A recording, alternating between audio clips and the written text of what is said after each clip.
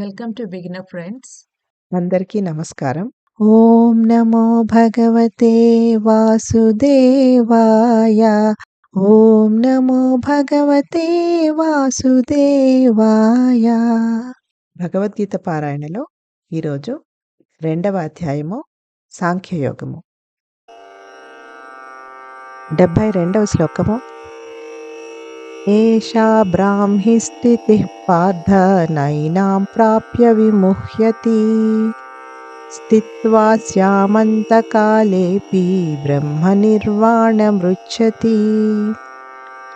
Meaning of the shloka is, O Partha, such is the state of an enlightened soul that having attained it, one is never again deluded. Being established in this consciousness, even at the hour of death, one is liberated from the cycle of life and death and reaches the supreme abode of God.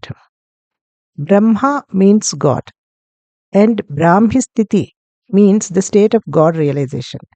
When the soul purifies the heart, God bestows His divine grace, as mentioned in the previous verses.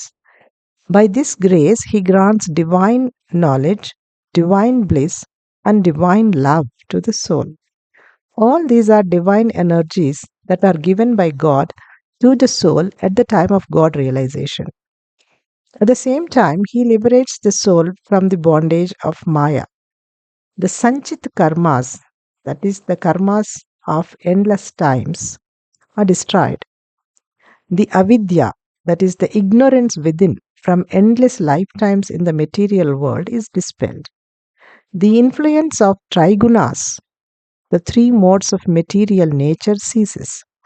The tridoshas, three defects of the materially conditioned state, come to an end. The panchakleshas, five defects of the material intellect, are destroyed. The panchakoshas, five sheaths of the material energy, are burnt.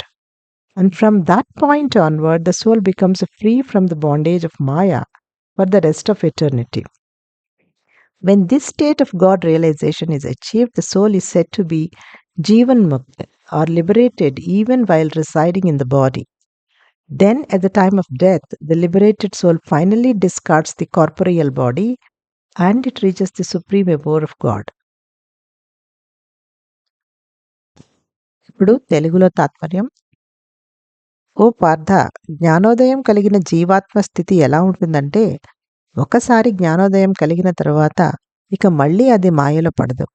మరణ సమయంలో కూడా ఈ వివేకంతో స్థిరంగా ఉన్న ఇటువంటి వ్యక్తి జనన మరణ చక్రం నుండి విముక్తి పొంది ఆ భగవంతుని దివ్యధామానికి చేరుకుంటాడు.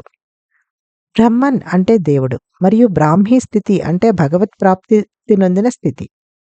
జీవాత్మ అంతఃకరణ శుద్ధి అంటే మనస్సు బుద్ధిని కలిపి ఒకసారి అంతఃకరణ అని అంటారు.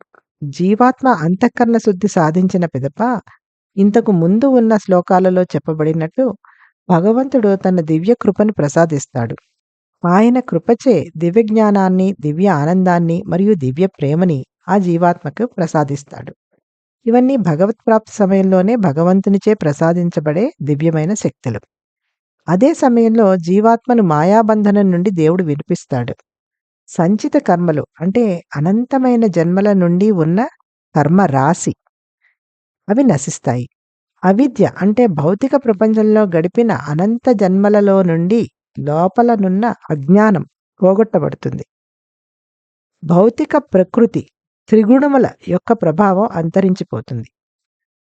భౌతిక అస్తిత్వంలో ఉన్న త్రిదోషములు ముగుస్తాయి. పంచక్లేశములు అంటే ప్రాపంచిక బుద్ధి యొక్క 5 దోషాలు నశిస్తాయి. పంచకోశములు భస్మమైపోతాయి. ఆ సమయం నుండి జీవాత్మ శాశ్వతంగా మాయాబంధనం నుండి స్వేచ్ఛను పొందుతుంది. ఎప్పుడైతే జీవాత్మ ఈ భగవత్ ప్రాప్తి దశ సాధిస్తుందో అది జీవన్ముక్తి అనబడుతుంది.